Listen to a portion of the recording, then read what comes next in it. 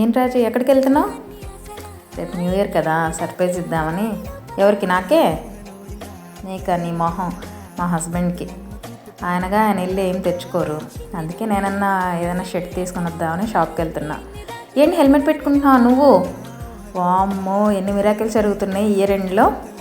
అలా అని కాదు, ఇక్కడ స్ట్రిక్ట్గా రూల్స్ పెట్టారు, నో హెల్మెట్ నో ఫ్యూయల్ అనేసి. అది కూడా మన మంచికే కదా, పెట్టుకొని వెళ్తున్నాను అనమాట షాప్కి. నేను ఏది తెచ్చినా కూడా ఎప్పుడు నేనే తీసుకొస్తాను అనమాట షర్ట్స్. ఎందుకంటే ఆయనకు టైం ఉండదు, టైం ఉన్నా కూడా ఇంట్రెస్ట్ చూపించాడు అనమాట. షాప్కి వెళ్దామంటే నాకు బోల్డ్ ఉన్నాయి షర్ట్స్ అనేసి తీసుకోరు. అలాంటప్పుడు మనమైన టైం తీసుకొని వెళ్ళి తీసుకురావాలి కదా ఏదో ఒకటి. ఆయనకు తెలియదు నేను వెళ్తున్నాను ఇట్లా తీసుకొని వస్తాననేసి. సర్ప్రైజ్ ఇద్దాం అనుకుంటున్నాను.